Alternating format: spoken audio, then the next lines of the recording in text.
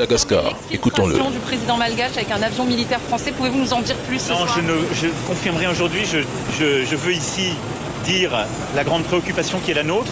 Et au fond, j'ai deux messages. Je pense qu'il est très important que l'ordre constitutionnel, la continuité institutionnelle soit préservée à Madagascar, parce qu'il en va de la stabilité du pays et des intérêts de la population aussi, pour que la communauté internationale puisse continuer d'aider.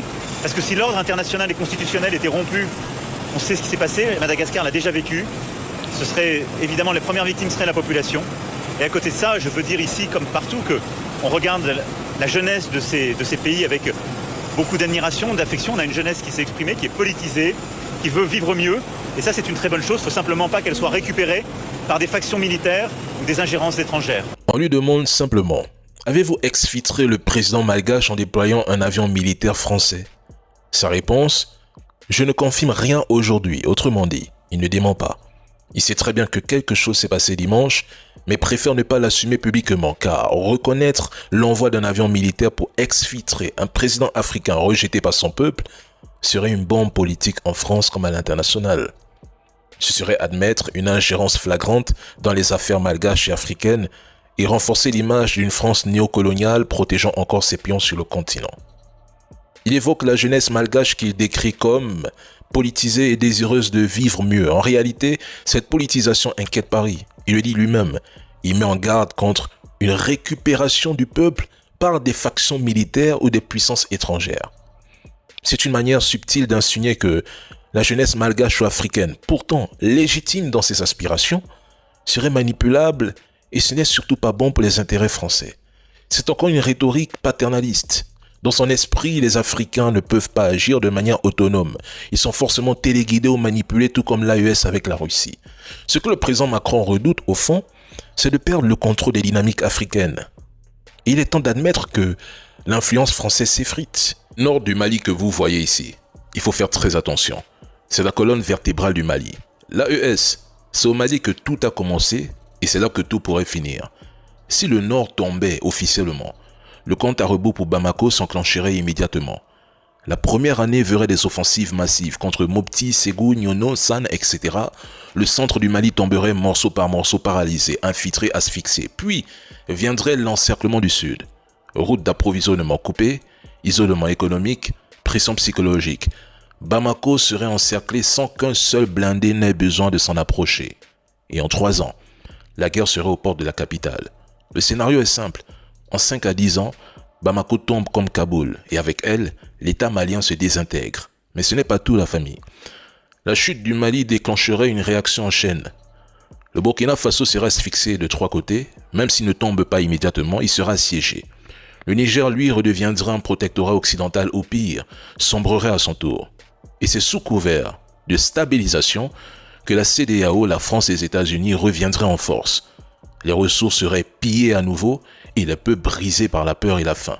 Céder le Nord, négocier avec les groupes armés ou accepter la médiation de voisins complices, c'est remettre les clés du pays à ceux qui veulent l'effacer. Ce projet n'est ni local ni temporaire. Il est régional, structuré, eschatologique. Ils savent tous que si le Nord tombe, Bamako ne tiendra pas 10 ans. Et si Bamako chute, toute l'Afrique de l'Ouest devient une Libye 2.0, mais cette fois-ci sous contrôle occidental. C'est-à-dire que tu veux empêcher que le chaos qui ravage l'Ouest avale, alors signe ici. Donc ce qui se joue dépasse le Mali. Dans chaque région d'Afrique, un État clé est ciblé. Un État qui, s'il s'effondre, entraîne les autres. C'est un plan, pas une coïncidence, c'est une stratégie élaborée depuis des décennies pour maintenir l'Afrique sous contrôle en démantelant chaque puissance potentielle. La famille. Chaque Cameroun, près de 82 candidatures déclarées en quelques jours. Je voulais attendre la publication de la liste des candidats avant de m'exprimer, mais là je suis carrément surpris. Tout le système est verrouillé. L'opposition est divisée, part en ordre dispersé, éclatée entre ego et calcul personnel. Chacun veut être le sauveur, chacun pense que son tour est venu de gouverner. Chacun espère mobiliser sa région, son ethnie, son quartier, son village. On ne sait même plus si le but, c'est simplement de dégager le président Biya pour laisser intact le système ou en finir avec ce système. À ce rythme, chaque Camerounais finira par voter pour son cousin pendant que le système observe en silence, sourit et prépare tranquillement son prochain mandat.